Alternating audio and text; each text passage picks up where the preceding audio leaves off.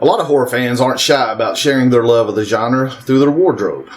And there's plenty of clothing choices for the adrenaline junkies, the white knucklers, and the dark copers amongst us. From merch like hats or jackets, or socks and shoes, or swimwear, there's no shortage of ways to display our fandom. I mean, think about it. How many of us have closets full of t-shirts celebrating our favorite scare flicks? The characters and the killers we love, or the legendary creators who brought us so many of our favorite horror flicks. I know I do. But for this episode of the Southern Fried Horror Show, I want to focus on a couple of different ways some friends of mine showcase their love for the genre through their clothing styles. One of them inspired me to learn some new skills and create my own way to display my appreciation for horror, while the other introduced me to an awesome brand that I'll no doubt be adding to my wardrobe.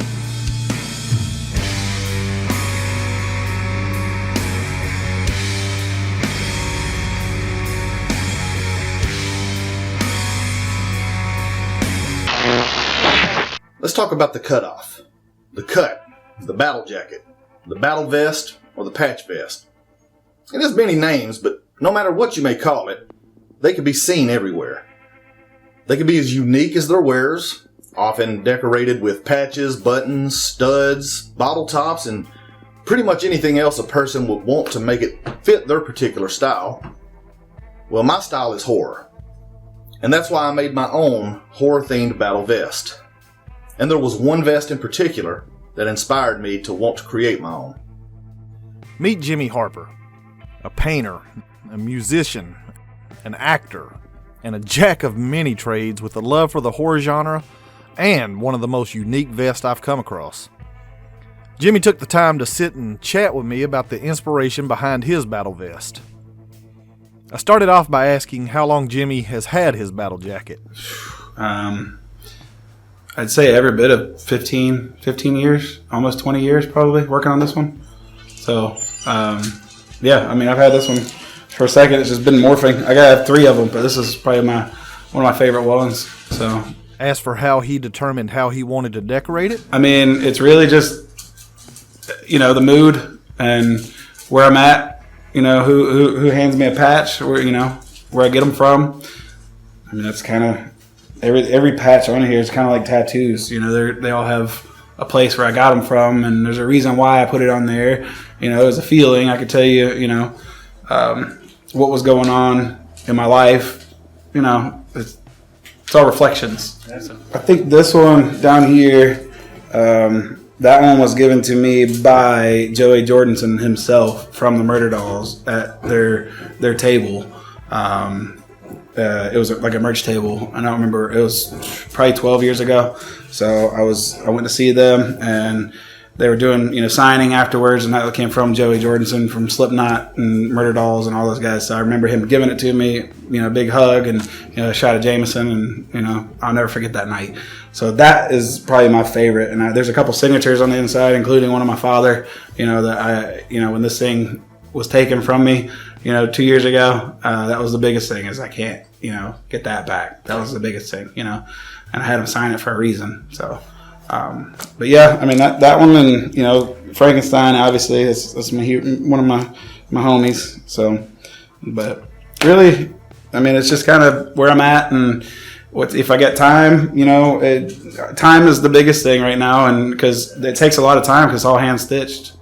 As for what it is about the horror genre that inspired and influenced Jimmy, he had this to say.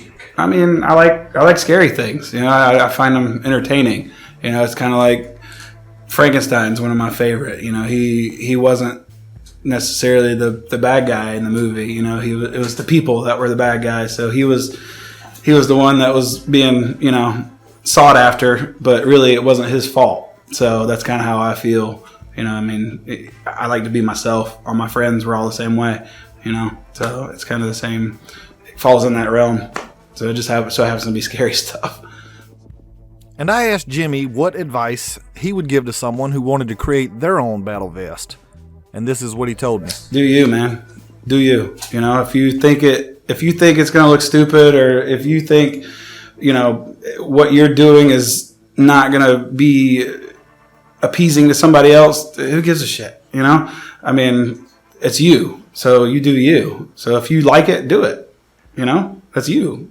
Who gives a shit what anybody else thinks? Being on stage, I always wanted, like looking up to Rob Zombie and, Murder Dolls, Wednesday 13, Manson, all of my favorites, they always had a look on stage, and I don't remember who it was, but there was always somebody that said, when you go on stage to perform, no one wants to see a normal person, So that's your time to be who you want to be, and, your time to get it out, and, you're in the zone. So I like to make my own stuff, make my own, uniform, I guess you could say. So, and it just works. So it might offend some people, but I don't give a shit. So with that in mind, I set about creating my own battle jacket, and inspired by Jimmy, I also started working on some horror-themed crust pants. I started by collecting patches, pins, and whatever else I wanted to display on my vest, and then I spent countless hours and several $100s over the course of several months. And in the process, I taught myself a new skill: how to sew, both by hand and with a cheap sewing machine I scooped up for a few bucks. The process was long, very time consuming, but yeah, it was a lot of fun. It was a way for me to showcase my love for certain films and filmmakers, so I carefully chose the correct patches and the placements for each one. While I was working on my vests, I was also experimenting with creating crusted patch pants from an old pair of jeans. I started by using an acrylic fabric paint to give it a little bit of color, blood red being my color of choice, of course. Using dental floss instead of thread, I began sewing patches all over the front and the back of the pants, once again being very careful about the placement so that they could be displayed properly. I scruffed the pants up, I added some zippers and some rips, and even some chains for a cool aesthetic. It would be hard to estimate the amount of time I spent creating my horror-themed battle vest and pants, so I'm not even going to bother trying. But I will say that I was more than happy with the results of my time and energy. I absolutely love my battle vest and pants, and I'm looking forward to jumping into another similar project soon. So a huge thanks to the badass Jimmy Harper for the advice and the inspiration.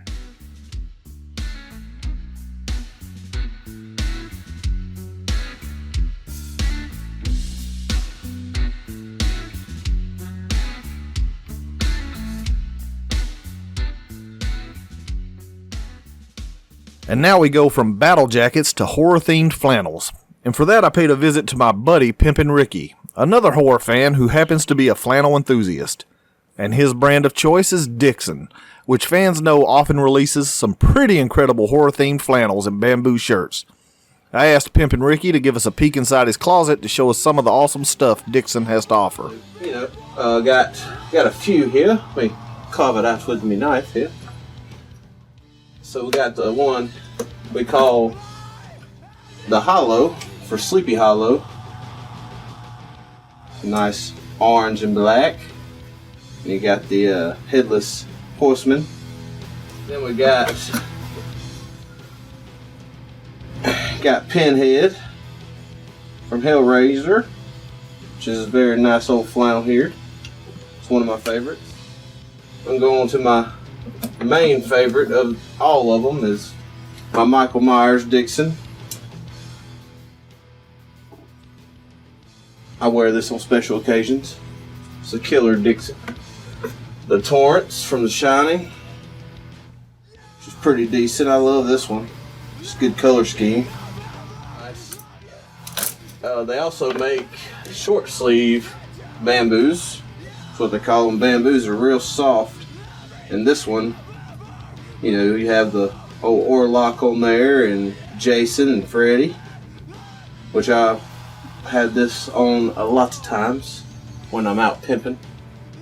Man, you seem to keep a lot of reserves in your stockpile. What do you got up there? Well, let's see. Let me put my old pimp cane down for a minute here. Let's just see what we got.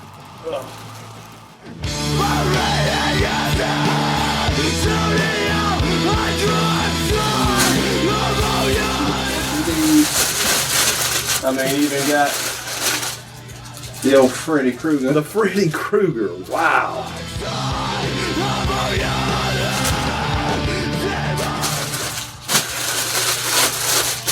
And every horror fan should have a Slayer Dixon.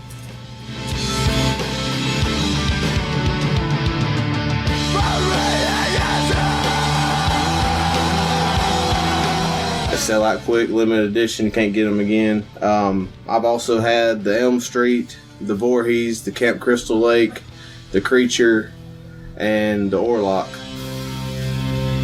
Pimpin' ain't easy. Yeah, pimpin' ain't easy. Thanks for checking out this episode of the Southern Fried Horror Show. And I want to give a huge thanks to Jimmy and Pimpin Rickey for being a part of this episode. Be sure to like and share this video, and please subscribe to our channel. We have a lot more fun stuff coming your way soon.